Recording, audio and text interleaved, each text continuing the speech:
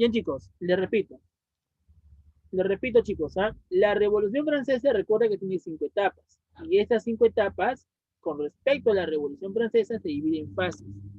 Encontramos la fase monárquica,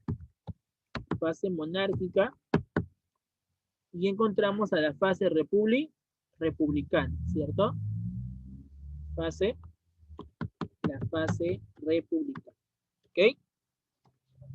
Ahora, recordemos lo siguiente. Dentro de la fase monárquica, ¿cuáles son las subfases que están dentro de esta época? O sea, ¿cuál de las etapas de la Revolución Francesa se encuentran dentro de la fase monárquica? ¿Cuáles son? ¿Cómo se llama la primera? Estados generales. Los estados generales. Perfecto. Estados generales. Correcto, ¿no? Después de los estados generales, ¿qué sigue? Asamblea Nacional. Asamblea Nacional. Asamblea Nacional. La Asamblea Nacional. Ajá. Y la última, ¿cómo se le conoce? Asamblea Constituyente. Asamblea Constituyente. Asamblea Constituyente, ¿no? Así es, muy bien. Asamblea Constituyente. Yes. Listo. Pero también hay una fase que está entre la fase monárquica y la fase republicana. ¿Y cómo se le llama esa? Es una transición entre la parte monárquica y la parte republicana. ¿La asamblea qué? Legislativa. Legislativa. Perfecto. Ah, muy bien. Y con respecto a la fase republicana, ¿cuál es la última fase de la revolución, chicos? ¿Se acuerdan?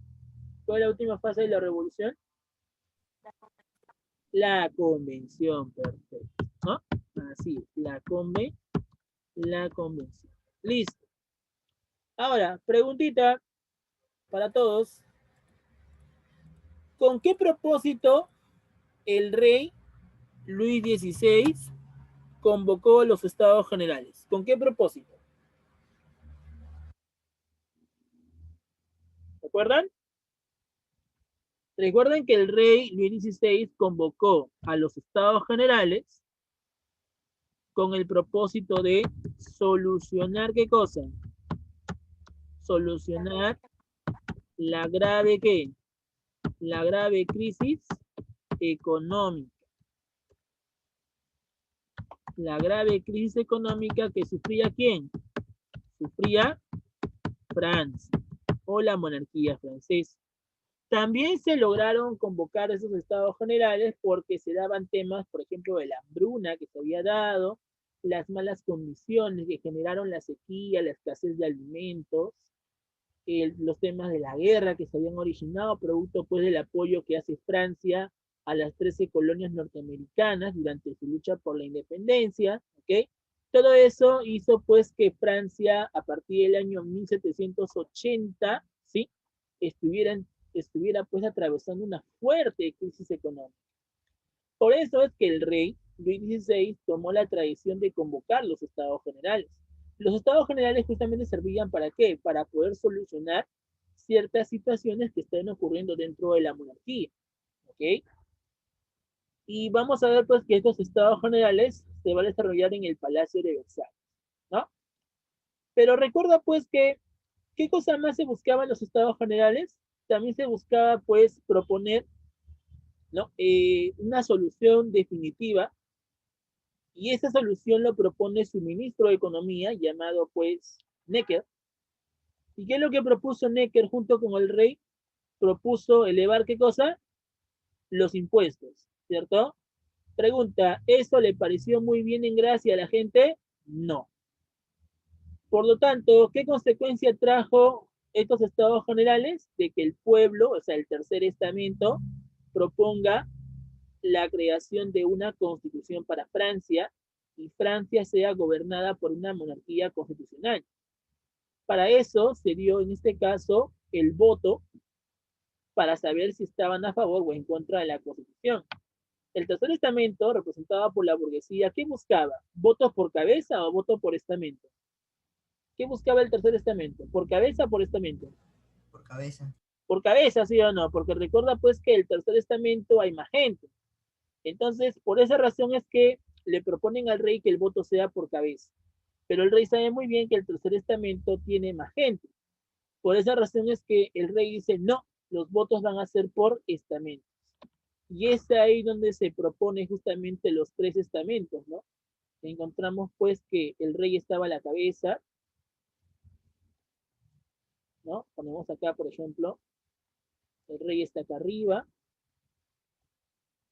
¿sí? Encima del estado, recuerda que está el rey. Después se encuentra ¿quién?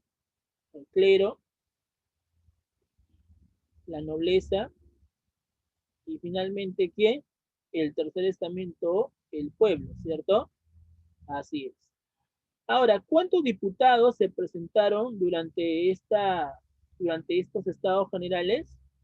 Con respecto a los miembros del clero se presentaron 300 diputados, ¿cierto? 300 diputados. Con respecto a lo que es la nobleza, también se presentaron 300 diputados. ¿Y cuántos se presentaron con respecto al pueblo? 600 diputados, ¿no? Ahora, pregunta, ¿tanto el clero como la nobleza votaron a favor o en contra de la Constitución? En contra. Claro, esta es la Constitución. Votos a favor, o sea, el sí, parece la revocatoria, ¿no? El sí y el no. Vamos a ver pues que los miembros, tanto el clero como la nobleza, votaron por el sí o el no. El no a la Constitución, sí o no. ¿Cuántos votos hubo? 600 votos. ¿Cierto? Mientras que el tercer estamento, representado por el pueblo y la burguesía, votaron por sí a la Constitución. 600 votos. Ahora la pregunta es, ¿hasta acá hay o no hay un empate? Hay un empate, ¿sí o no? Pero la pregunta es, ¿el voto de quién faltaría para finalizar este sufragio, esta elección? ¿El rey? El Y voto el de... rey. Bueno, claro. Tú sabes que el rey es aquel quien tiene la última palabra. ¿Y el rey por quién votó? ¿Por el sí o por el no? Por el no. No. Claro, el rey votó por el no. Y por lo tanto, eso generó que haya 601 votos en contra de la Constitución. El pueblo se sintió ofendido y es por eso pues que continuaban con sus principales reclamos, bullas, se dio un gran bullicio y el rey lo que hizo es sacarlos del Palacio de Versalles, ¿no? Los botó a patadas, ¿no? Y eso pues hizo que el pueblo buscara un lugar para poder reunirse y así pues convocar la Asamblea Nacional. ¿Y qué propósito, recuerdas, tenía la Asamblea Nacional?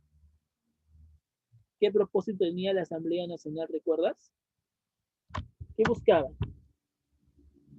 Se buscaba el nacimiento de ¿qué? El nacimiento de una constitución. De una constitución para Francia. ¿Te acuerdas cómo se llama ese juramento donde se va a propugnar el nacimiento de una constitución? Se llamó el juramento de ¿qué? Juramento del juego de la pelota, ¿cierto? Juego de la pelota. ¿Ya? Y en ese juramento, el juego de la pelota, es ahí donde se aprueba la Constitución. Entonces, ponemos acá que la Constitución fue aprobada. ¿Ok? Pero vamos a ver que después se estaría dando el siguiente paso, ¿no? La siguiente subetapa de la fase monárquica. ¿Y cómo se llamó la siguiente fase de la etapa monárquica? La Asamblea Constituyente. ¿Qué se buscaba en la Asamblea Constituyente? Se buscaba tomar por la fuerza aquella representación del antiguo régimen o del absolutismo. ¿Y cuál era esa representación del absolutismo o el antiguo régimen? Que era prácticamente el retrato del rey. ¿Qué fortaleza, qué construcción? La Bastilla, ¿cierto? Es por esa razón que durante la Asamblea Constituyente, ¿qué pasó? Un 14 de julio de 1789, ¿qué pasó, chicos? ¿Qué se dio? La toma de la de la Bastilla. ¿Y por qué es importante la toma de la Bastilla? Porque es el momento donde el pueblo, el tercer estamento, busca acabar con el poder del absolutismo, con el poder del antiguo régimen. Es por eso que para la Revolución Francesa, la toma de la Bastilla es el momento más importante de todo este contexto. ¿Me dejo entender? Eso es lo que estaría pasando.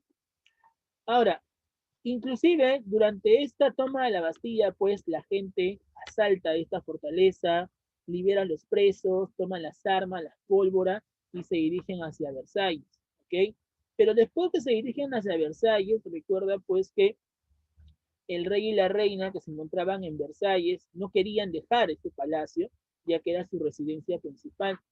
Pero el pueblo los obliga a abandonar Versalles y que vayan ¿a dónde? Que vayan hacia París, hacia el Palacio de las Tullerías, para que así el pueblo pueda verificar y evitar que el rey se escape, porque ya había intentado escaparse ese hombre. Entonces, por esa razón, vamos a ver pues que se estaría dando, después de la toma de la Bastilla, la promulgación y la aprobación de ¿qué? La aprobación de la declaración. ¿Declaración de qué? Declaración universal. ¿De qué, chicos? De los derechos El hombre. del hombre, muy bien. Del hombre. ¿Y de quién? Y del ciudadano, ¿no? Del hombre y del ciudadano. Ahora, la pregunta es, ¿cuáles eran los principios que se promulgaron durante este contexto? ¿Te acuerdas cuáles eran los principios de la Revolución Francesa? Libertad. ¿Qué más se buscaba? Igualdad. Igualdad. ¿Qué más? Y confraternidad, ¿no? Fraternidad, ¿no? Así es. Confraternidad o fraternidad. O en francés, la liberté, la igualité, la confraternité, ¿no? Así es. Ok. Muy bien. ¿Qué más había pasado, muchachos? Recordemos pues que después de haberse dado la asamblea constituyente, darse la aprobación, en este caso los derechos del hombre y el ciudadano, ¿no? Vamos a ver que inclusive pues con la toma de la Bastilla, con el transporte o el traslado de los reyes hacia las Tullerías, se inicia ya el momento más representativo. Ahora, ¿te acuerdas cómo se llamaron estos grupos políticos? Bueno, estos grupos sociales o la población que va a representar en gran parte al tercer estamento, ¿cómo se llamaba? Jacobinos. ¿Quién? Caudillos. Ya, pero tenía un nombre, ¿te acuerdas específico? Era la gente Jacobinos. jacobinos. Claro, pero estos jacobinos, ¿por qué masas populares van a ser representadas? Por los sans-culottes, ¿te acuerdas? Recuerda que los sans-culottes son los campesinos que trabajan en el campo. Ellos no tienen dinero para comprarse, pues, una prenda llamada el calzón, que es una prenda de vestir, que solo lo vestía, pues, la nobleza, ¿sí? La burguesía. Y por esa razón le van a decir así, los sans-culottes, ¿ok?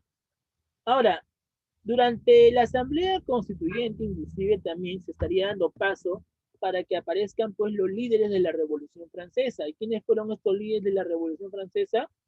¿Te acuerdas? ¿Quiénes dirigieron la Revolución Francesa? ¿Quiénes eran esos intelectuales que van a ser prácticamente el triunvirato de la Revolución Francesa? ¿Te acuerdas o no? Robespierre. Ya, Robespierre. ¿Quién más? Marat. Marat, muy bien. ¿Y el último cómo se llamaba? Danton. Muy bien, perfecto. Así es, hijo, ¿no? Encontramos justamente a los líderes de la revolución, ¿no? Y estos líderes de la revolución fueron los que sus compañeros nos dicen, ¿no? Ah, uno de ellos fue Robespierre, que es el más importante, porque recuerda que Robespierre, pues, es un intelectual, político, orador, un Alan García en castellano. Robespierre es un Alan García, ¿ya? Encontramos a Danton, ¿sí? Y encontramos a Marat. La importancia de Robespierre es que él es aquel que va a representar y va a encabezar ¿a quién? A los grupos más revolucionarios, a los más radicales. ¿Y quiénes eran los más radicales? Los más radicales eran los jacobinos, ¿sí o no? Recuerda que Robespierre representa a los jacobinos. Danton representa a los cordeleros, que son los miembros del pueblo, pero en el campo. Los jacobinos son las masas en la ciudad, las masas urbanas, los sans-culottes. Y Marat, recuerda que también es un político, también fue médico, y él es aquel que manda a construir el periódico donde se van a difundir los ideales de la Revolución Francesa. ¿Y cómo se llamó ese periódico, te acuerdas? El Amigo del Pueblo, ¿cierto? Así es. Una vez de haber hecho esto, vamos a ver pues que el rey está obligado a firmar todos los decretos de la revolución, ¿sí? Ponemos acá entonces que el rey firma los decretos de la Constitución. Pero ¿cuál es el problema? ¿Recuerdas? ¿Qué estaba haciendo el rey secretamente? Estaba buscando apoyo ¿de quién? De sus amistades, ¿no? ¿Quiénes eran las amistades del rey? Los otros reyes, ¿sí o no? ¿Los reyes de dónde? Los reyes, por ejemplo, de Austria, de Prusia, ¿no? Sobre todo de Austria, ¿no? ¿Por qué el rey Luis XVI tenía mucha relación con Austria? ¿Te acuerdas o no? Y lo comentamos la semana pasada. ¿Te acuerdas? Por su esposa, ¿sí o no? Pregunta, ¿de dónde era María Antonieta? ¿María Antonieta no era de Austria? Además, recuerda que el hermano de María Antonieta, José II, es el emperador de Austria. Entonces, es por esa razón de que el rey le pide apoyo al emperador de Austria para que así acaben con la revolución. Por esa razón es que el rey envía esta carta, pero el pueblo se da cuenta de que esa carta era pues una conspiración, era una traición para la revolución, y esto estaría condenando al rey a la pena de muerte. Y es por esa razón de que el rey finalmente va a ser aguillotinado. Y pregunta, ¿en qué etapa de la Revolución Francesa el rey fue aguillotinado? ¿Perdió la cabeza? Como muchos. ¿En qué parte de la Revolución Francesa el rey pierde la cabeza? ¿Se acuerdan? En la convención. ¿Ok? Ponemos acá entonces la convención. Es por eso que nos vamos a la fase republicana. ¿Ok? ¿Qué pasó en la convención, chicos? Recordemos que en la convención el rey fue ejecutado. ¿Por qué fue ejecutado el rey? Por traidor, por haberse burlado de la Constitución francesa. ¿Y eso qué va a generar? Pregunta, muchachos, con la ejecución del rey, ¿qué estarían haciendo en Francia? ¿Qué estarían haciendo en Francia, chicos? Si el rey ha sido ejecutado, ¿qué están haciendo en Francia? ¿Mm? Pregunta, ¿Francia sigue siendo una monarquía absolutista y constitucional? ¿O ahora cómo va a gobernar Francia? ¿Cómo se va a representar Francia políticamente ahora? A través de ¿una qué? República. Una república, muy bien. Entonces recuerda que con la ejecución del rey durante la convención, ¿qué se inicia? Francia se inicia bajo una etapa republicana, por eso se llama fase republicana. Ponemos acá entonces que Francia será representada a través de qué? A través de una república. Pero ¿cuál es el problema de esta república? Que el líder de esta república sería ¿quién? ¿Quién era el más tirano y más abusivo de todos los representantes de los revolucionarios? ¿Quién era el más sanguinario, chicos? ¿Te acuerdas? Robespierre, ¿cierto? Pregunta, ¿y qué es lo que hizo Robespierre, te acuerdas? Con todos aquellos que cuestionaban o simplemente no aceptaban el tema de la revolución, ¿qué les pasaba? ¿Los mandaba a dónde? ¿A la guillotina, sí o no? ¿Y cómo se llama esta época donde Robespierre comenzó a ejecutar millares de cabezas de aquellos pues que no estaban de acuerdo con la revolución o estaban en contra o simplemente pues no aceptaban? Claro, el gobierno del terror. Así es, ¿no? Vamos a ver entonces que este gobierno del terror o régimen del terror lo dirige Maximiliano Robespierre, ¿no? Pero recuerda que Robespierre ni siquiera es aquel que se le prende el foco de mandar a la gente a la guillotina, sino que aquel que le da la idea a Robespierre de mandar a la gente a la guillotina es de Marat, ya que recuerda que Marat era un sanguinario. A pesar de ser médico, Marat era un abusivo igual que Robespierre. Y es por esa razón que cuando los cordeleros, que era pues la gente de Danton, también fue llevada a la guillotina, una de las cordeleras, llamada Charlotte Cordel, terminaría asesinando a Marat, ¿no?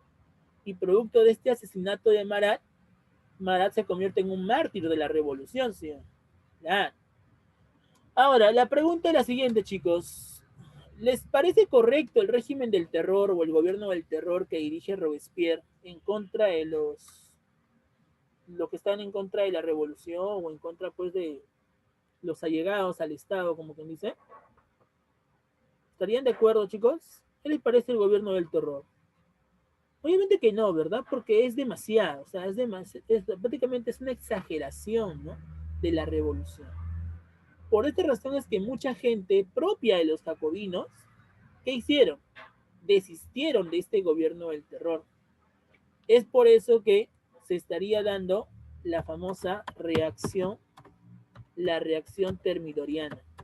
¿Qué fue la reacción termidoriana? La reacción termidoriana fue cuando el pueblo, o sea, los mismos jacobinos dijeron: Robespierre está loco, se le pasó la mano, a este sujeto hay que frenarle la mano como sea. Y el primero que quiere frenarle la mano es Danton, su amigo, su yunta. Pero Robespierre lo toma como una negativa a la revolución. ¿Y qué le pasó a Danton? También lo mandaron a la guillotina. ¿Te das cuenta? Entonces, con esta reacción termidoriana, ¿qué se busca? Ponemos acá que se busca acabar con quién, acabar con el gobierno del terror. A esto, muchachos, en algunos textos se le va a conocer como el terror blanco. ¿Por qué le dicen el terror blanco? Porque están buscando acabar con este tirano, con este abusivo, y así solucionar el problema que atraviesa Francia durante la revolución. ¿Ok? Ahora, con esta reacción termidoriana, finalmente, ¿qué le va a pasar a Robespierre? ¿Qué le hicieron a Robespierre? Lo aguillotinaron, ¿sí o no? Entonces, ¿se da qué cosa? En julio de 1794, ¿se da qué cosa? La ejecución de Robespierre. Y cuando Robespierre fue ejecutado, ¿sí? Su misma gente incluso puso su nombre para que sea guillotinado. Recuerda, la semana pasada lo vimos. ¿Qué pasa con Francia? Ahora, ¿bajo qué asamblea o bajo qué forma Francia va a ser gobernada? ¿Cómo va a ser gobernada la Francia republicana ahora, chicos? ¿A través de la época del terror o a través de qué va a ser gobernada Francia? ¿Qué dice? Consulado. Consulado. Todavía el consulado todavía no llega. Hay algo antes del consulado que tiene que ver con El tribunal. el tribunal. Tiene que ver más que todo con los directores. El directorio, perfecto. Claro, recuerda lo siguiente. Mira, y esto grábate para tu examen, ¿ah? El directorio, ¿ya? El directorio viene a ser la junta o la asamblea de 5 directores que van a proteger ¿qué cosa? ¿Qué busca proteger el directorio? La Constitución. Entonces, el directorio es la nueva representación, la nueva representación ¿de qué? La nueva representación de la República Francesa. República Francesa. ¿Ok? Ahora, Ellos, como principal pilar, es proteger ¿qué cosa? Proteger, como principal pilar de ellos es proteger ¿qué cosa? Proteger a la Constitución. Proteger a la Constitución. Como buscan proteger a la Constitución, se le va a llamar así, directores. ¿Por qué? Porque lo conforman 5 directores. 5 directores. Chicos, una pregunta. ¿Por qué se busca 5 directores?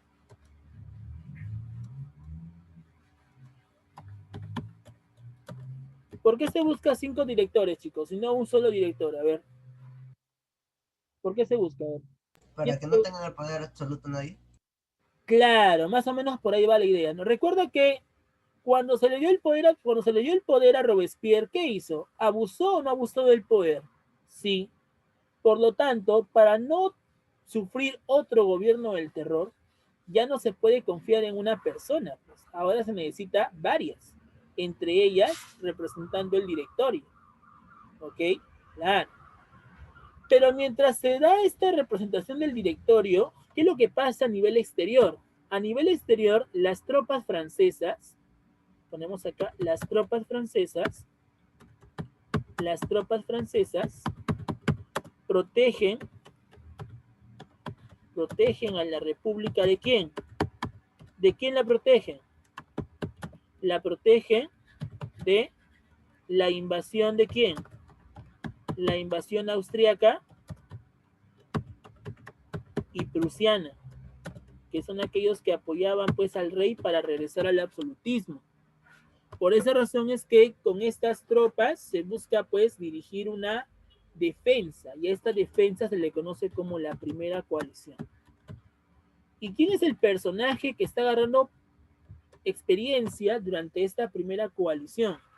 Aquí encontramos a uno de los más grandes líderes de Francia, incluso pues un personaje muy reconocido en la historia. ¿Y de qué personaje estamos hablando? Estamos hablando de Napoleón Bonaparte. Aquí, muchachos, recién Napoleón Bonaparte se hace conocido. Napoleón Bonaparte, chicos, no era de una clase alta, era una clase media-baja, ¿ok? Y él, pues, como militar, no ganaba mucho. Por eso que Napoleón recién se hace conocido cuando él lucha contra las tropas austríacas y prusianas. E incluso Napoleón Bonaparte era tan aficionado de la ciencia, de la matemática, que gracias a eso colocaba muy buenas estrategias, y con estas estrategias, ¿qué pudo hacer Napoleón? Napoleón Bonaparte pudo derrotar en parte a las tropas invasoras. Pero el problema va a ser que se había dado un bloqueo económico con el directorio. Y al darse un bloqueo económico con el directorio, ¿sí?, se buscaba poner una solución a la crisis que se había dado ahora en la República Francesa. ¿Y qué es lo que va a pasar? El pueblo francés se percata de que Napoleón Bonaparte, a pesar de tener una estrategia militar, podría ser un buen líder para la República Francesa. Y es por eso que la gente incita a Napoleón Bonaparte para que se convierta en ¿qué? Se convierta en cónsul. Acá recién Napoleón Bonaparte va a ser incitado por el pueblo para que éste se convierta en cónsul. Y es aquí donde aparece ¿qué cosa? Es aquí donde aparece el consulado. Pero la pregunta es la siguiente: ¿cómo se podía llegar al consulado? Al consulado se podía llegar siempre y cuando Napoleón le diera golpe de estado al directorio. Y la pregunta es, ¿Napoleón le dio o no le dio golpe de estado al directorio? ¿Le dio o no le dio? Sí le dio, sí o no. ¿Cómo que no? Sí le dio un golpe de estado al directorio. Para que pueda gobernar como cónsul, tuvo que disolver el directorio. ¿Y cómo se le conoce a ese golpe de estado que Napoleón dio al directorio? ¿Te acuerdas? El 18 de Brumario. Perfecto. Ponemos acá entonces que durante el consulado, Napoleón Bonaparte Napoleón Bonaparte dio un golpe de estado al directorio. Y este golpe de estado, ¿cómo se le conoce? El 18 de Brumario. ¿Por qué se llamaba Brumario? ¿Te acuerdas? Por el penúltimo mes del año, ¿no? Recuerda que con la Revolución Francesa, inclusive pues se había logrado cambiar los meses del año a nombres agrícolas como la bruma, ¿no? Que es una niebla que se esparce por el medio de los campos y es ahí donde el penúltimo mes del año, bueno, el penúltimo mes del año, claro, se estaría denominando como brumario. Pero ¿de qué año? ¿De qué año estamos hablando? Del año de 1799. Y es por esa razón que el 18 de Brumario de 1799 es el momento propicio donde se da por finalizado, ¿qué cosa? El directorio. El directorio ya no va a dirigir ahora la República, sino ahora se estaría dirigiendo a través de un consulado. ¿Ok? Pero chicos, una pregunta, y esto tú tienes que recordar por tu tema de Roma. Pregunta, chicos, ¿qué era un cónsul? ¿Se acuerdan? ¿Qué cosa era un cónsul? ¿Qué era un cónsul, chicos? Están callados. Vamos, chicos, ¿qué era un cónsul? Eso lo has visto el año pasado tú, ¿eh? En Roma. Nada. Ya. Recuerda que un cónsul es el líder de la república. O sea, es una de las máximas magistraturas que va a dirigir la República Romana.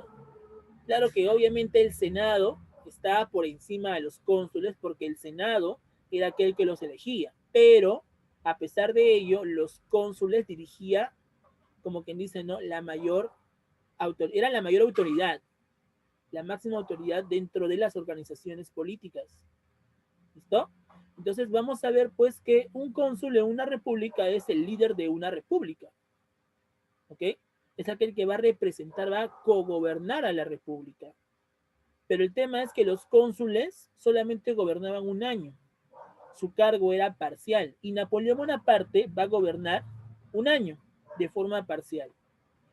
Pero como era tanta la necesidad de expandir a Francia y su revolución por el resto de Europa, Napoleón Bonaparte decide e insiste que el consulado ya no sea parcial, sino vitalicio, o sea, hasta que se muera Napoleón.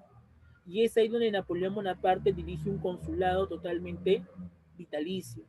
Pero después Napoleón Bonaparte ahora dirigiría un imperio. Y eso es lo curioso, ¿no? La importancia de Napoleón Bonaparte, chicos, es que él buscaba, ¿qué cosa? Él buscaba propagar los ideales o los principios de la Revolución Francesa, que era libertad, igualdad y fraternidad, y sin embargo él se convirtió en emperador, ¿no? Y ahí viene la pregunta, ¿no? ¿Cómo es posible que alguien que lucha por ideales liberales finalmente se convierte en absolutista? Y eso es lo que justamente muchos historiadores se preguntan, ¿no? Es que Napoleón simplemente tenía razones políticas. Él quería dirigir el Estado a su plena voluntad y es por eso que él se nombra como emperador. ¿Te das cuenta? Entonces, muchachos, vamos a ver que con el 18 de Brumario de 1799 se estaría dando por origen al consulado napoleónico. ¿Ok? Y eso corresponde justamente al tema del día de hoy. Este esquema, por favor, chicos, anótalo o tómale una captura de pantalla. A ver. Ahí, esto no, un ratito, ¿no? Tómale una captura de pantalla. Voy a hacer un gráfico. Tómale una captura de pantalla. Porque esto te va a servir para el examen, ¿no? Esto te va a servir para tu examen. Porque Revolución Francesa es uno de los temas que que ya está en tu balotario y ya está colgado inclusive en el intranet. ¿Ya? Entonces, esto de acá, tómale un screenshot. ¿Ya?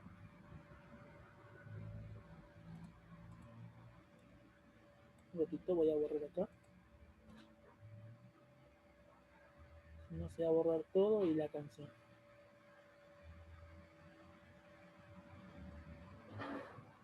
¿Está?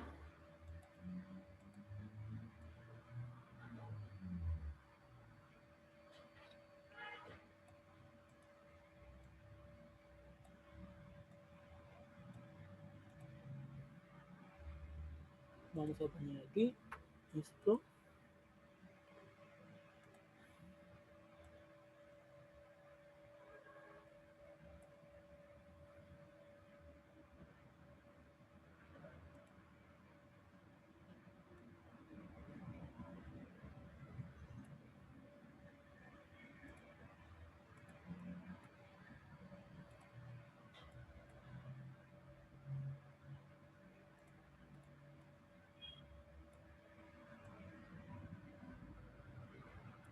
Ujú.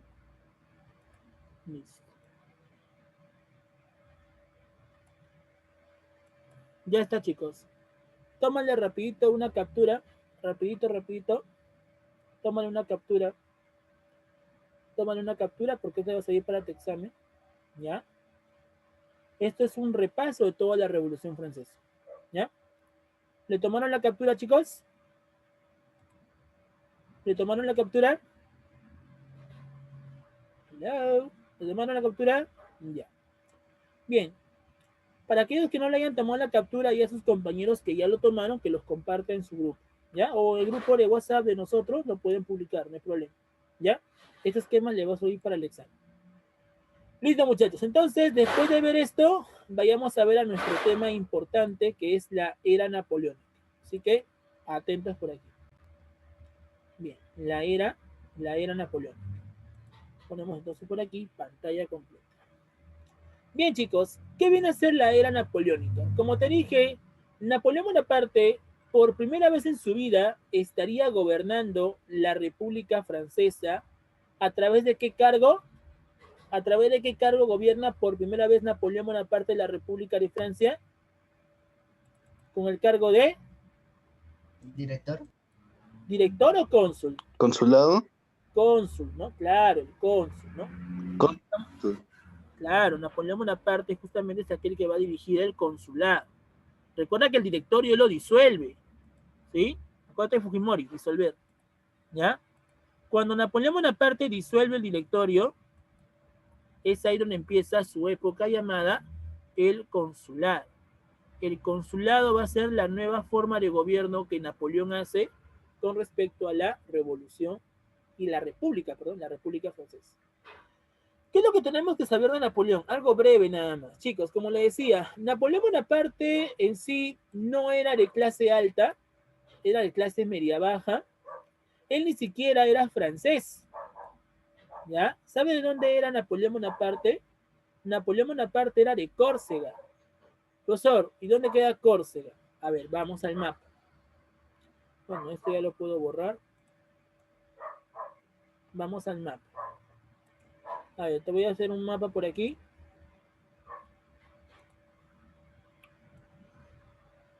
Mapa de Europa, más que todo.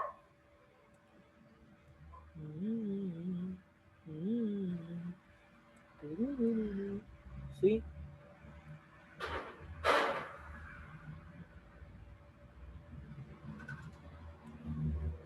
No me va a salir tan bueno que digamos, pero hago el intento, ¿ya?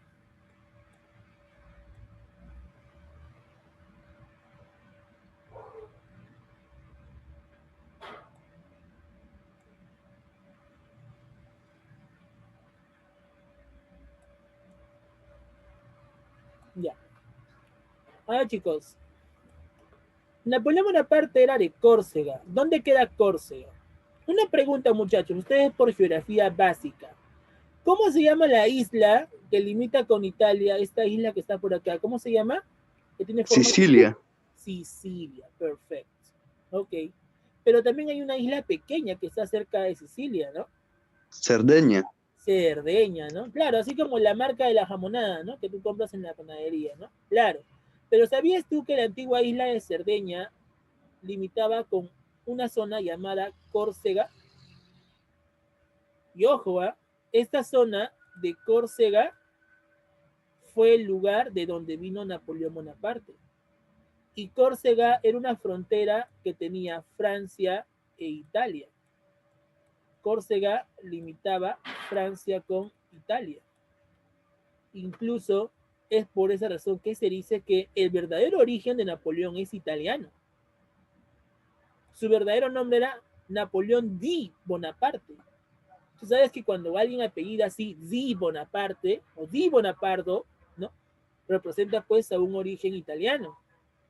Napoleón Bonaparte no era francés, sino que su padre, llamado Carlo Marie Bonaparte, luchaba pues por que Italia recuperara las antiguas regiones que controlaba, ya que Inglaterra pues poco a poco se lo quitó durante el siglo XVIII, ¿sí? Pero eso inclusive pues hizo de que su padre fallara y fracasara en su intento de la lucha contra Inglaterra. Su padre muere en lucha y deja pues a la mamá de Napoleón viuda junto con sus hermanos, ¿no? Entre ellos destaca Luis Bonaparte y destaca pues José Bonaparte, ¿no? Unos hermanos, dos de sus hermanos muy importantes que vamos a ver el día de hoy. Napoleón Bonaparte, que nació en Córcega, no podía hablar muy bien el francés. A pesar de que Napoleón Bonaparte quería ser militar, él se presenta ante la corte del rey Luis XVI para que pueda estudiar pues en la escuela militar de Francia. El rey acepta, pero Napoleón no podía hablar muy bien el francés, hablaba un francés mordido. Así como los gringos que hablan el español mordido, dicen, qué rico, ¿no? O sea, no pueden hablar muy bien el inglés, el español, o al igual que tú, ¿no? Que quieras hablar en inglés o quieras cantar en inglés y hablas pues un inglés mordido, Napoleón Bonaparte no hablaba perfectamente el francés. Pero cuando él estudia en la Escuela Militar de Francia, ahí recién Napoleón Bonaparte comenzó a hablar el francés fluido. Ahora, una de las personalidades que tenía Napoleón Bonaparte es que él era muy frío. Frío, ¿por qué? Porque él tenía un propósito en la vida. Y su propósito en la vida era ser importante. Inclusive Napoleón Bonaparte desde muy pequeño era aficionado de la historia. Napoleón Bonaparte, por ejemplo, era aficionado de Alejandro Magno. Pregunta, chicos, cultura general, ustedes lo han visto el año pasado. ¿Cuál fue la importancia que tuvo Alejandro Magno? ¿Se acuerdan o no? ¿Qué hizo Alejandro Magno? Que no. Crear universidades. ¿Crear qué? Universidades. Universidades. No. Colegios. Colegios. No. Ya, ya se olvidaron. Ya, no importa. Igual, chicos, tienen que leer un poco. Recuerda que Alejandro Magno fue aquel emperador macedónico que busca la máxima expansión de Macedonia. Recuerda que Alejandro Magno fue aquel que conquista grandes provincias de los persas llamados pues los antiguos medos, ¿ok? Y poco a poco Alejandro Magno se va expandiendo hasta la India. Alejandro Magno los persigue hasta la India. Y a eso se le conoce como la máxima expansión territorial de Macedonia y también el auge cultural, porque Alejandro Magno estaría implementando la cultura helénica, la cultura griega sobre esta región de Oriente, y eso se le conoce como la difusión del helenismo sobre Oriente. Esa es la importancia de Alejandro Magno. Pero en caso de Napoleón, lo admiraba, ¿por qué? Porque Alejandro Magno, a pesar de ser muy joven, pudo lograr tener grandes conquistas con respecto a la antigüedad. Y Napoleón Bonaparte quería eso, admiraba bastante el valor que tuvo Alejandro Magno para poder alcanzar grandes conquistas en la edad antigua. Lo mismo pasaría con los romanos. Napoleón Bonaparte era aficionado de muchos emperadores romanos, como César Augusto, por ejemplo, que inicia el imperio, Trajano, por ejemplo, que realiza pues la máxima expansión, ¿ok? Teodosio, quien termina limitando a las dos Romas, en Oriente y Occidente. En caso de la Edad Media, Napoleón Bonaparte admiraba pues a Justiniano. Y chicos, una pregunta, ¿qué es lo que hizo Justiniano en la historia con el Imperio Bizantino? ¿Qué es lo que hizo Justiniano? ¿Logró la máxima expansión, sí o no? Entonces, date cuenta que Napoleón Bonaparte es muy, pero muy aficionado de aquellos personajes de la historia antigua que hayan podido alcanzar grandes conquistas. Pero también Napoleón Bonaparte sería frío porque admiraba a un personaje tanto de la literatura como la política, quien decía que un verdadero príncipe debe ser astuto como un zorro, pero fuerte como un león. ¿De qué personaje estamos hablando? ¿Te acuerdas? En su obra, El Príncipe, se mencionaba, pues, el fin justifica los medios. ¿De quién estamos hablando? Maquiavelo. Maquiavelo, ¿sí o no? Mira, Napoleón también era aficionado de Maquiavelo. Por eso que Napoleón era frío, pues era calculador. Ser frío no es ser indiferente. Ser frío significa usar la razón por encima de los sentimientos. Y eso es lo que va a hacer Napoleón. La única mujer en su vida que amó Napoleón fue Josefina, ¿ya? Pero, sin embargo, Josefina, pues, le fue infiel a Napoleón. Pero fue la única mujer que amó, ¿eh? Aparte de su madre, la única. Ni siquiera su otra esposa, María Luisa, que le dio 2 hijos, ¿no? La amó tanto como a Josefina. Y cuando Josefina falleció, Napoleón sintió una gran pena, porque fue la mujer que él amó. Pero sin embargo, en la política, Napoleón era muy frío, era muy calculador. Y lamentablemente, pues, esta característica que tenía Napoleón, para mucha gente, pues, la va a considerar como si fuese un ser lleno de maldad, ¿no? La gente te hace creer que Napoleón era malo, ¿no? Te van a decir, no, Napoleón Bonaparte era un demonio, era malo, ¿no?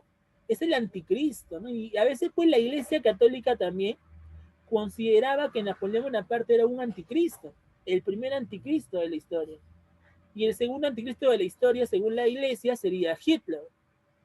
Y el tercer anticristo dice que es Donald Trump. O sea, lo que te dice la iglesia, pues, es fanatismo, muy metafísico, no tiene nada que ver con la realidad. Pero sin embargo, date cuenta que Napoleón pudo lograr grandes conquistas, no solamente por su frialdad, sino también por sus estrategias. Era una persona muy, pero muy, muy brillante en la guerra. Por eso que para muchos historiadores el personaje de Napoleón es importante, ¿se dan cuenta? Ahora, inclusive también la gente te hace creer que Napoleón era chato, ¿no? Siempre te van a decir, ¿no? Napoleón era un chato y no era de baja estatura necesariamente. ¿Por qué a Napoleón le decían chato, jóvenes? Lo que pasa es que cuando él era emperador, sus generales eran más altos que él, ¿ya? Napoleón medía alrededor de unos 1,69 metros 70, mientras que sus generales medían 1,74 m, 75. Y como Napoleón se paraba en el medio de sus generales, parecía que Napoleón fuera bajo, fuera chato. Pero ¿sabes quiénes eran los más chatos que Napoleón? Los ingleses. Los ingleses medían 1,67 m y sin embargo le decían chato a Napoleón. ¿Con qué cara? ¿Te das cuenta, no? ¿Con qué derecho lo dices tú? Le dicen a los ingleses, ¿no? Y eso es lo que va a pasar, ¿ya? Entonces, pues, eso que te dicen, pues, de que Napoleón era chato, eso es fake, chicos. Eso es una F de Fortnite, ¿ya? Eso no existe, eso es mentira. Eso es floro, ¿ya? Así es. Ese es más floro, ¿ya? Que el bono de Vizcarra. Con eso te digo todo, ¿ya? Entonces, muchachos, vamos a ver, pues, que esta viene a ser la importancia que tuvo Napoleón Bonaparte, ¿ok? ¿Se entiende, entonces, de dónde realmente era Napoleón Bonaparte, chicos? ¿Se entiende de dónde era Napoleón Bonaparte entonces? ¿Sí? Sí, ¿De dónde era entonces? De Córcega. de Córcega. Ajá. ¿Y sabes cómo le decían a Napoleón? Le decían el Corso. ¿Por qué crees que le decían el Corso? Porque ¿dónde nació? En Córcega. Mm. ¿Te das cuenta? ¿Ya? Así que siempre ten cuidado cuando te digan que Napoleón era francés. No era francés, era de Córcega. Que sea una provincia que limitaba entre Francia e Italia, puede ser, pero no era francés netamente dicho. Lo mismo pasó con Hitler. Hitler no era alemán, Hitler era austriaco, pero sin embargo se nacionalizó como alemán. ¿Te das cuenta? Eso es lo que a veces la gente no te dice de la historia, ¿no? Todo te dice, no, Hitler era alemán, Napoleón francés. Mentira. Eso es porque no han leído completamente la biografía de estos líderes. ¿Ok? Entonces, muchachos, ¿cómo le decían a Napoleón? El Corso. ¿Por qué le decían así? Porque nació en Córcega. ¿Claro? Ok. Muy bien. Ahora, ya que sabemos que Napoleón era córsol, porque nació en Córcega, no era francés, podemos ahora sí y podemos continuar. Te decía entonces que Napoleón Bonaparte nació en Córcega, una provincia que limitaba entre Francia e Italia, ¿ok? Pero Napoleón Bonaparte fallecería en la isla de Santa Elena. ¿Y dónde queda la Santa Elena, profe? La Santa Elena queda por acá, casi al sur de África, porque es África, esto es África, ¿ya? Casi al sur de África se encontraba la isla de la Santa Elena. Y en esta isla de la Santa Elena va a ser el lugar donde Napoleón Bonaparte sería exiliado y pasaría sus últimos días. Hasta el año 1821, Napoleón Bonaparte viviría. Yo tengo una pregunta. Para nosotros, ¿por qué es importante el año 1821? ¿Te acuerdas? Y eso lo Porque se proclama la independencia del Perú. Claro, eso lo vas a ver en HP, ¿sí o no? Claro, porque en este año se proclama, muy bien, hijo, perfecto. Se proclama, no se consolidó la independencia. El que consolidó la independencia es Bolívar, pero aquel que proclama la independencia fue don José de San Martín, ¿no?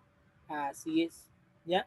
Entonces, en este año 1821, Napoleón Bonaparte fallece. ¿En dónde? En la isla de la Santa Elena, ¿ok? La importancia de Napoleón Bonaparte también, chicos, es que como él estuvo participando en la etapa final de la Revolución Francesa, él buscaba expandir los principios y los ideales de la Revolución Francesa. Pregunta, ¿cuáles eran los principios de la Revolución Francesa? ¿Te acuerdas?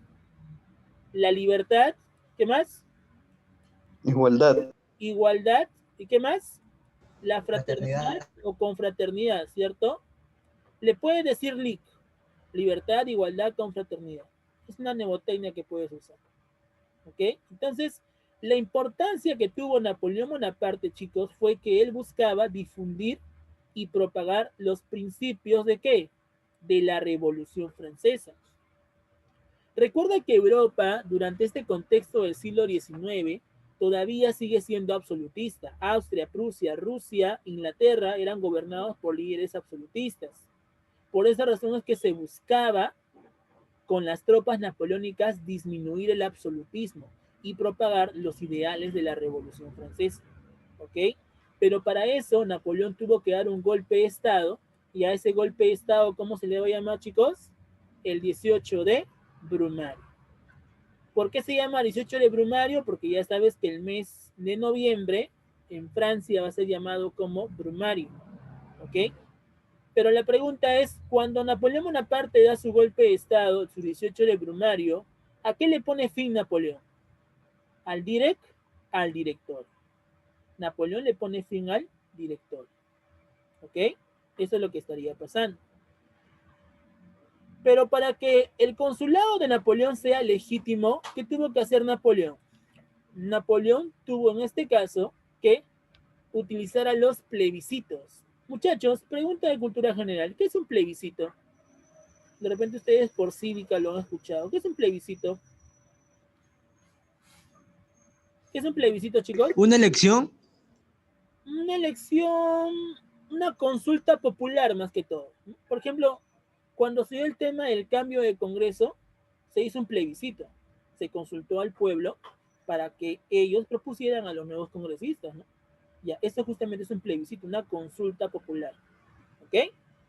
Y para que la gente no pueda pues anular el cargo de Napoleón Bonaparte, tuvieron que utilizar los plebiscitos. ¿Me dejo entender? Eso es lo que estaría pasando. Como un referéndum, claro, es un sinónimo, plebiscito referéndum. Así es. ¿Se entiende? Ahora, depende de quién Napoleón dirige el consulado, depende del pueblo. ¿Por qué? Porque es el pueblo quien lo colocó en ese cargo. Es el pueblo quien lo incitó para que él se autodenomine como cónsul. ¿Me dejo entender? Eso es lo que estaría pasando. ¿Ya, jóvenes? Entonces, eso no te olvides, ¿ah? Eso nunca te olvides. ¿Ok? ¿Qué más? Aquí encontramos un retrato justamente de lo que te decía con respecto a lo que es el 18 de Brumario. ¿Qué cosa fue el 18 de Brumario, chicos? Fue la toma del poder que realiza Napoleón Bonaparte. Ahí la gente lo aplaude, lo abraza, con tal de que Napoleón le ponga fin al directorio. El directorio está acá. Le pone fin al directorio y Napoleón se proclama como cónsul. Ahora él es un cónsul. Y como ahora él es un cónsul, ¿qué es lo que estaría pasando? Estaría dirigiendo el consulado. Napoleón Bonaparte se dio cuenta que tenía muchos cambios que realizar en Francia y justamente lo que él hace, él realiza reformas para Francia. Pero para realizar esas reformas, primero tenía que continuar con su lucha en Egipto. Pregunta, ¿por qué Napoleón estaba en Egipto? Porque quería pasar sus vacaciones, quería tomar sol en Egipto. No se puede tomar sol en Egipto, ¿sí o no? No te quemas, ¿sí o no? Solito te haces un pollo a la brasa, ¿sí o no? Claro. Pero ¿por qué está en Egipto Napoleón? Lo que pasa, chicos, es que los ingleses han tomado el control de Egipto y están dirigiendo el comercio liberal o el comercio, pues, exterior en esta zona. ¿Cómo así, profesor? No lo entiendo. Vamos a ver el mapa. Por eso es importante un mapa, ¿te das cuenta? Mira, acá está Egipto, ¿sí o no? Acá está Egipto, noreste de África, y cerca de Egipto había un canal llamado el Canal de Suez. Este Canal de Suez lo va a controlar ¿quién? Inglaterra. Inglaterra controla el Canal de Suez y dirige el comercio exterior. Pero como esto está afectando los intereses de Francia, Napoleón Bonaparte decide combatir contra los ingleses. ¿Sabes qué, ingleses? Yo no estoy de acuerdo que ustedes estén tomando posesión de una zona que no les corresponde. Vamos a la guerra. Y es ahí donde Napoleón toma como enemigo jurado ¿a quién? Toma como enemigo jurado a los ingleses. Ellos van a ser los malos de la película. Para Napoleón, ellos van a ser sus enemigos, ¿sí? Su enemigo jurado. ¿Por qué? Porque los ingleses durante mucho tiempo, el siglo XVIII y XIX, dirigen pues una economía totalmente abierta, una economía aduanera, y eso no le conviene a Francia. Por eso que Napoleón detestaba a los ingleses. Y peor aún, cuando Napoleón se enfrenta contra los ingleses, ¿qué crees que van a hacer los ingleses con Napoleón? Lo derrotan. Napoleón Bonaparte, cada vez que quería derrotar a los ingleses, siempre terminaba derrotado. Y el personaje que dirigía las tropas inglesas y siempre lo derrotaba, ¿sabes cómo se llamaba? Se llamaba Lord Nelson. Napoleón detestaba a ese Lord Nelson. Entonces, vamos a ver el por qué Napoleón le tiene esta cólera a los ingleses. ¿Te das cuenta? En las, ¿cómo se le dice esto? En los entremeses de Chespirito, por ejemplo, aparece pues Chespirito disfrazado de Napoleón. Y ahí te vas a dar cuenta pues cómo Napoleón pues critica a los ingleses. ¿Por qué? Porque justamente los ingleses, como te digo, son los rivales de Francia, ya que Francia quiere dirigir la economía a nivel internacional en Europa y no quiere dejar que los ingleses se sigan beneficiando de eso. ¿Te das cuenta? Ese es el por qué Napoleón combate en Egipto. ¿Te das cuenta? Y ese es el por qué también Napoleón se encuentra en Egipto. Pero el problema es que en Trafalgar, Napoleón Bonaparte sería derrotado. Y al ser derrotado Napoleón Bonaparte, pues la conquista que él busca y la derrota contra los ingleses fracasa. Los ingleses derrotaron a Napoleón y Napoleón tiene que retirarse de Trafalgar, tiene que retirarse de Egipto. Se dice que por culpa de un cañón que lanza Napoleón a la Esfinge, Napoleón se tumbó la nariz de la Esfinge. Si te das cuenta, a la Esfinge actual le falta la nariz, porque se dice que Napoleón en plena guerra contra los ingleses, con un cañón derribó la nariz de la Esfinge. Por eso que a la Esfinge le falta la nariz. ¿Sabías eso? Te apuesto que no. Ahora ya lo sabes. ¿Te das cuenta? Esa es la importancia de la historia. ¿Te das cuenta? Este tema siempre me gusta porque habla de muchas cosas, no solamente de la parte política, habla de muchas cosas, la parte intelectual, la parte histórica y entre otras cosas. ¿Ok? ¿Cuáles son las características políticas que realiza Napoleón durante el régimen del consulado? Censura contra la prensa. ¿Por qué?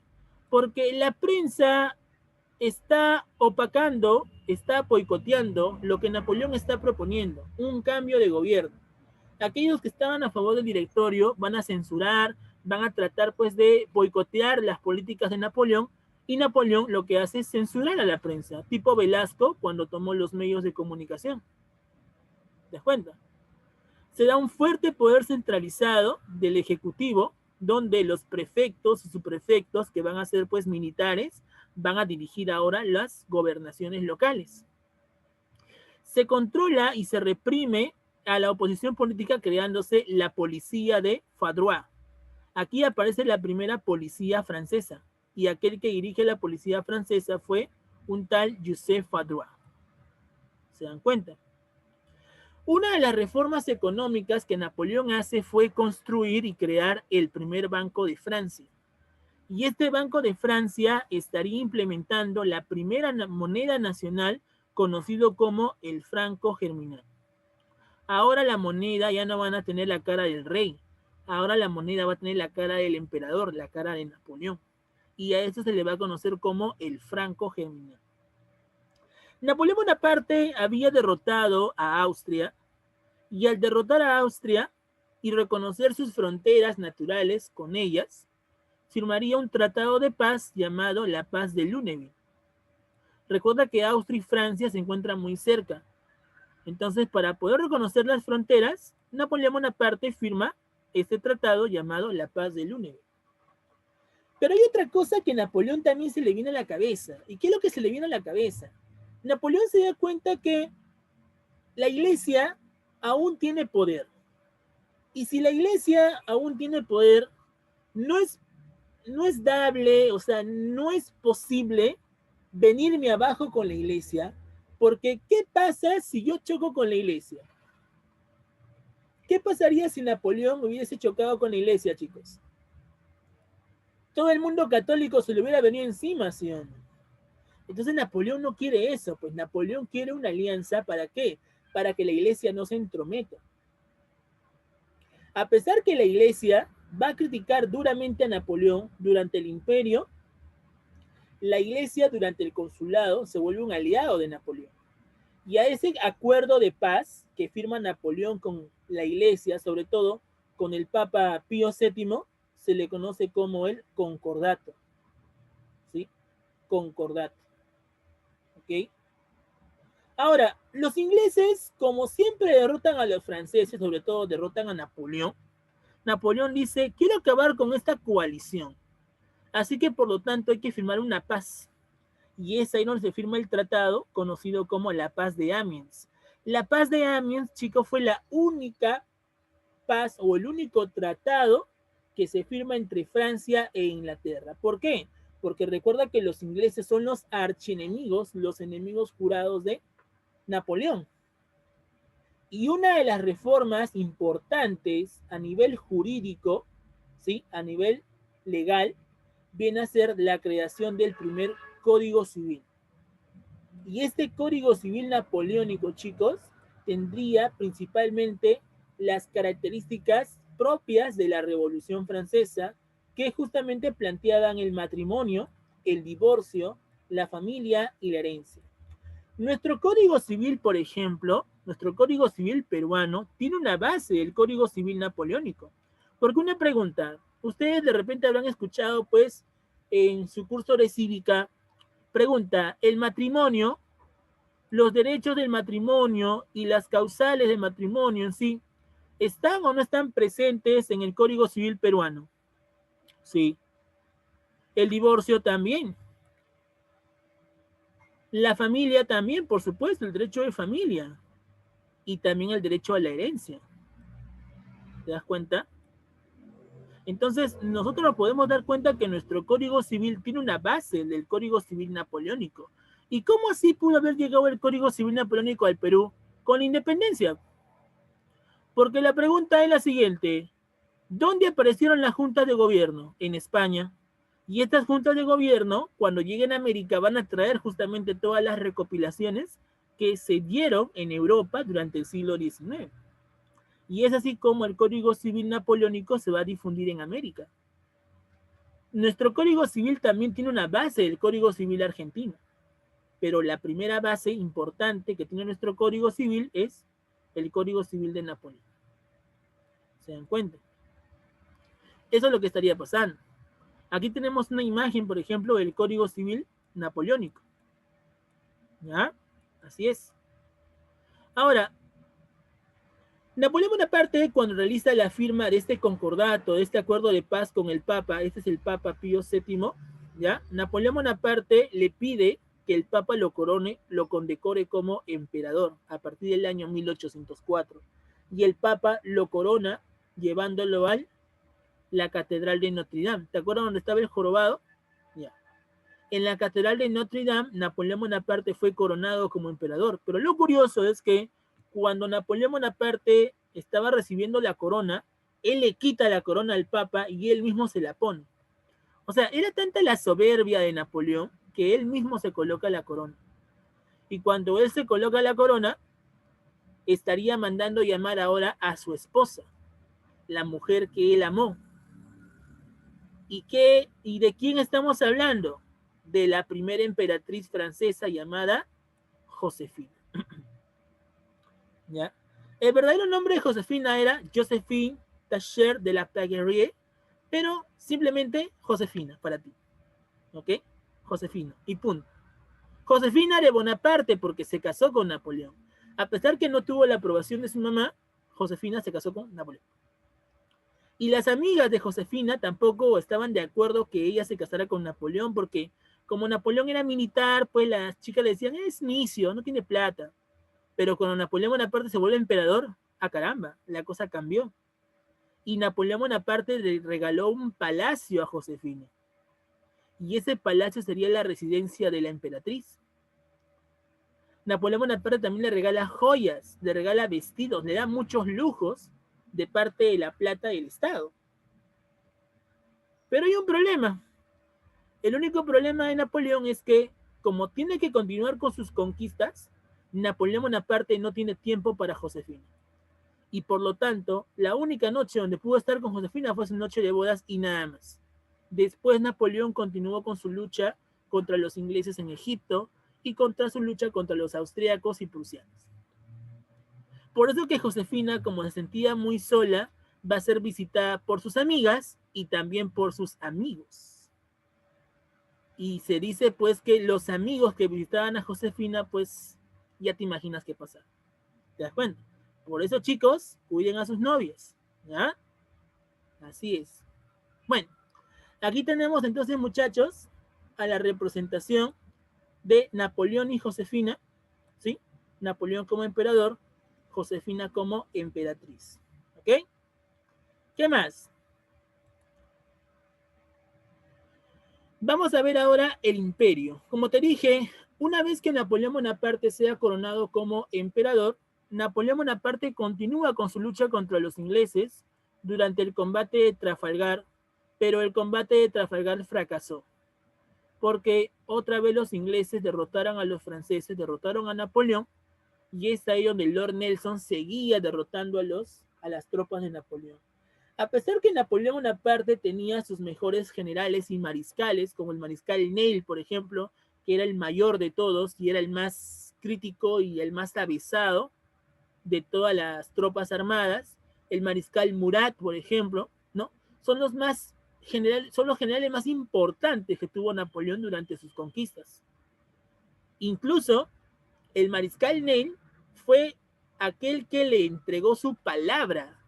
Fue un hombre de confianza, tanto que cuando Napoleón Bonaparte fue condenado al exilio y regresó a Francia para tener el control nuevamente del imperio, el rey Luis XVIII ordenó la captura de Napoleón. ¿Y a quién le ordenó la captura de Napoleón? Al mariscal Ney. Y el mariscal Ney, a pesar de que tenía la orden del rey, tira sus armas y abraza a su emperador. y Napoleón Bonaparte regresa junto con el mariscal Ney para hacer una revancha de la derrota que había sufrido. Por eso que el general más, pero más fiel de todas las tropas de Napoleón fue el mariscal Ney. ¿Te das cuenta? Y Napoleón confiaba en el mariscal Ney, ¿eh? Había mucha amistad entre Napoleón y el mariscal Ney. ¿Te das cuenta? Era su pinky. Así es. Mientras sucedía esto también, Napoleón Bonaparte se enfrenta contra otra vez los austríacos y los derrota en la batalla de Austerlitz. Y esta batalla le permite a Napoleón tener grandes conquistas y fue una victoria tan importante que se le va a denominar como victoria modelo. Y esta victoria modelo que va a tener Napoleón Bonaparte durante la batalla de Austerlitz también se va a denominar como la batalla de los emperadores. Producto de esto, con la paz de Presburgo, Napoleón expulsa a los Austrias, o sea, los miembros de Austria, Alemania e Italia de sus conquistas. Va expandiendo todo su imperio. Napoleón Bonaparte sigue confederando su imperio y llega al antiguo Cirj. Pregunta, muchachos, ¿qué cosa era el Cirj? ¿Te acuerdas o no? ¿Qué era el Cirj? ¿O qué significa el Cirj ya? Más rápido ya. ¿Te acuerdas o no? ¿Te acuerdas del Sacro Imperio Romano Germánico? Una institución política que se encontraba en Prusia, en lo que hoy en día es Alemania, donde se caracterizaba principalmente pues las normas, ¿no? O las leyes representadas en el antiguo régimen.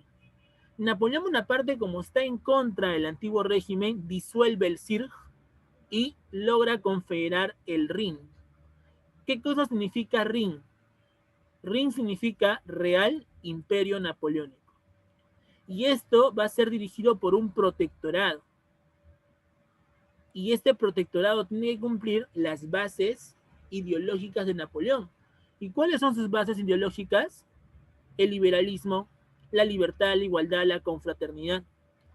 Europa, chicos, va a ser empapada por tanto nacionalismo, por tanto liberalismo, que cuando los monarquistas o los absolutistas quisieron regresar al poder a través de la restauración, ¿qué es lo que pasó? El pueblo se negó a ser absolutista y se van a dar las revoluciones liberales, que lo vamos a ver la próxima semana. La restauración fue un momento donde los absolutistas de Austria, Prusia, Rusia e Inglaterra decidieron configurar nuevamente el mapa de Europa y así pues poner orden a las conquistas que había hecho Napoleón. Pero sin embargo, cuando trataron de hacer eso, los mismos miembros de los estados decidieron rebelarse, dando origen a las revoluciones populares de 1820, de 1830 y de 1848. ¿Ok? Entonces, ahí nos podemos dar cuenta de la importancia de Napoleón. ¿Ya? Vamos a terminar rápidamente con esta parte. Durante la batalla de Jena, Napoleón Bonaparte derrota a los prusianos, va anexionando a Prusia ahora como sus conquistas, y por lo tanto Napoleón dice, a partir de ahora, señores, ya que tengo grandes conquistas en Europa, está terminantemente prohibido comerciar o comercializar con Inglaterra. Se da el decreto de Berlín. Un bloqueo continental. O sea que ninguna de sus conquistas podía comercializar con Inglaterra. Napoleón Bonaparte, chicos, había ocupado todo este espacio. A ver, ¿con qué color con este acá? Todo esto de acá, todo esto era principalmente rezagos del Imperio Napoleónico. Todo esto es el Imperio Napoleónico. Mira, todo esto es el Imperio Napoleónico. Ahora, Napoleón Bonaparte, en sus conquistas, tenía la tradición de darle el cargo de líderes a sus hermanos. Por ejemplo, cuando Napoleón Bonaparte invade Holanda, ¿ya? Este estado se lo estaría entregando a su hermano, Luis Bonaparte. Y cuando Napoleón Bonaparte invade España, ¿a quién le va a entregar el cargo? a su otro hermano. ¿Cómo se llamó su otro hermano de Napoleón que va a dirigir a España? A José Bonaparte, ¿sí o no? Alias Pepe Botella, ¿no? Pero eso lo de Pepe Botella, chicos, es un insulto, ¿ah? Es como una especie de mofa, una especie de burla que hacen contra el rey de España. El nombre de rey que tuvo José Bonaparte fue José I, ¿ya? Pero la gente, como siempre, buscando defectos, ¿sí? Se dieron con la sorpresa que supuestamente José Bonaparte era alcohólico. Y por eso le van a decir Pepe Botella. Y lo van a parodiar a él arrodillado dentro de una botella. El nombre de rey que tuvo José Bonaparte fue José I. Pero como la gente de España estaba en contra del gobierno de un francés en España, es ahí donde le decían Pepe Botella. ¿Ok? Portugal fue el estado que se negó a cumplir el decreto de Berlín. Le dijo, ¿sabes qué, Napoleón? Yo no quiero cumplir lo que tú me dices. Entonces Napoleón dijo, hay que invadir a Portugal. Pero la pregunta es, para que Francia llegue a Portugal, ¿por dónde tiene que pasar? Por España, ¿sí?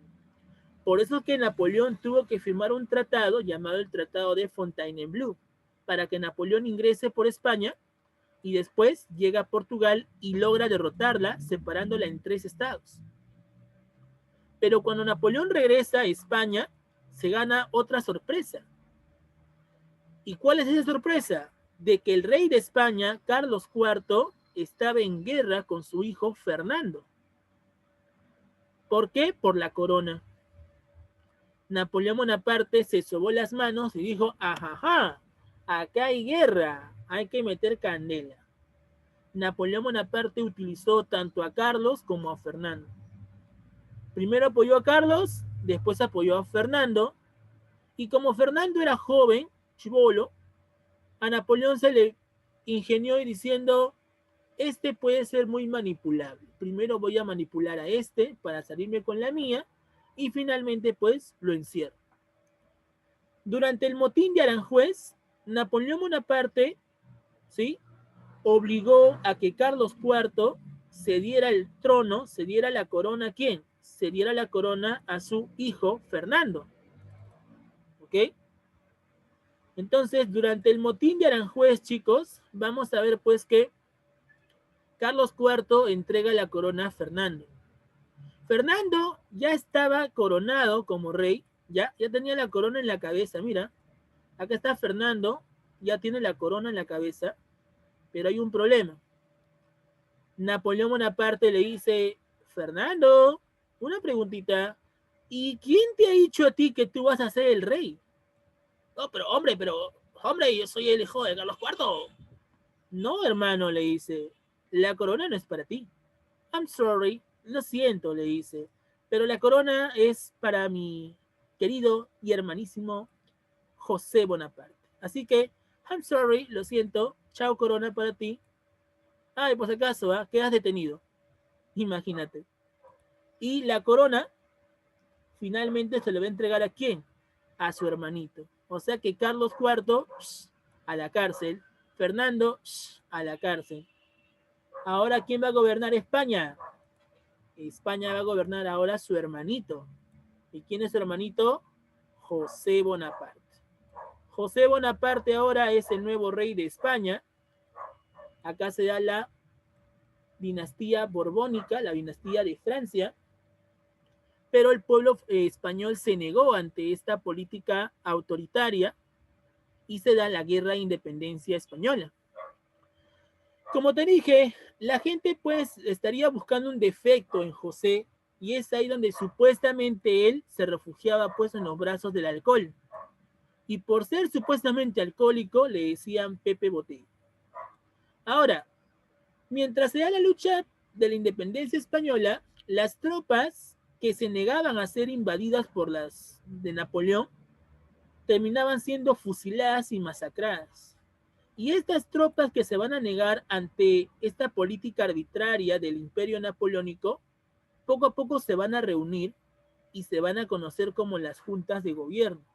Las juntas de gobierno, chicos, es un grupo político y militar que van a buscar reunirse en Cádiz con el objetivo de promulgar un nuevo estado para España, que ya no sea un estado absolutista, sino que sea un estado constitucional.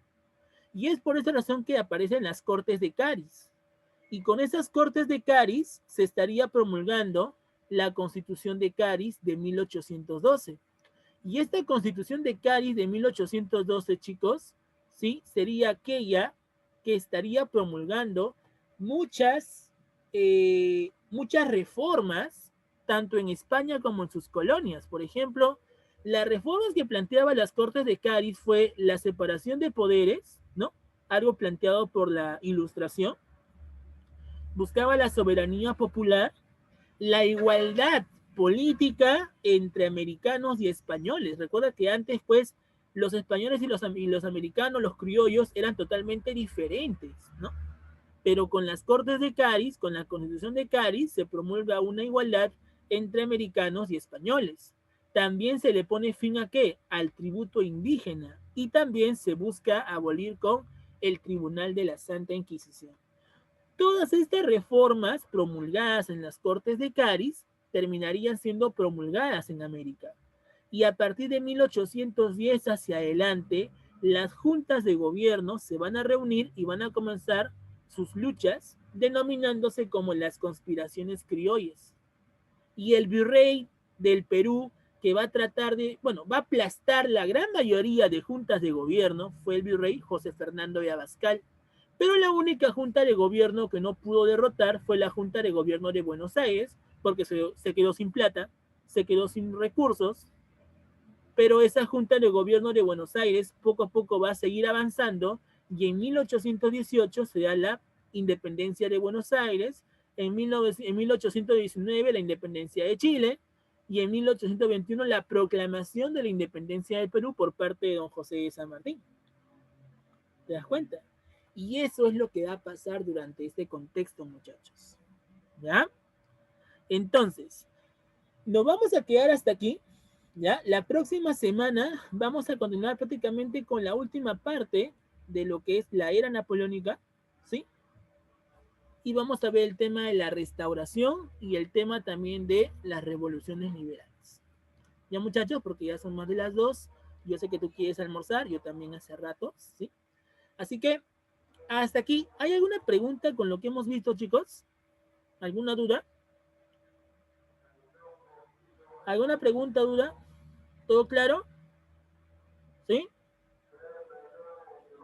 ¿Seguros? ¿Todo claro? Ok. Bueno, muchachos. Entonces, si todo ha quedado claro, pasamos al temático. Tienen hasta las 2:30 para solucionar el temático, ¿sí? Son preguntas más que todo para una es para relacionar y las demás son para marcar, pero véanlo con cuidado, ¿ya? No se apresure, ¿ya? No se emocione. Véanlo con cuidado. ¿Ya, chicos? Muy bien. Entonces, ¿no hay ninguna duda, chicos? ¿Todo claro con eso? Ok. Una cosita antes de irme, ¿ya? La batalla de Leipzig, chicos, fue aquella donde se da la primera derrota de Napoleón. La derrota más humillante. Fue la primera y lo obliga a exiliarlo a la Santa Elba, que lo vamos a ver la próxima semana. Y la otra derrota más humillante que tuvo Napoleón fue la batalla de Waterloo, donde el duque de Wellington y el mariscal Blucher son aquellos que derrotaron a Napoleón y finalmente lo obligan a ir a la isla de Santa Elba y pasar sus últimos días. ¿Ya? Es lo único que quería hacer en claro. ¿No, chicos? Porque en el examen de repente en temático te puede preguntar eso. ¿Ya? Esto es lo que quería aclarar. ¿Ya, chicos? Leipzig fue la primera batalla humillante y Waterloo fue la que la remató, la última batalla más humillante. ¿Ok? ¿Se entiende con eso, chicos? ¿Sí? ¿Se entiende? Sí, profesor. Listo, chicos. Entonces, ahora sí, si no hay ninguna duda más, nos vemos hasta la próxima semana. ¿Ya? Bien, muchachos. Entonces, se me cuidan, por favor. No se olviden que el balotario ya está colgado, ¿sí? Sería bueno que lo vayan revisando. el esquema, el resumen de la clase lo voy a colgar máximo hoy día, ¿sí? Para que lo vayan copiando y no se les haga complicado la presentación de los cuadernos. ¿No, chicos? Traten de aprovechar lo máximo posible. ¿Ya, muchachos? Listo, chicos. Entonces, sin nada más que decirles, nos vemos hasta la próxima semana. Cuídense, chicos. Bye. Nos vemos, mis.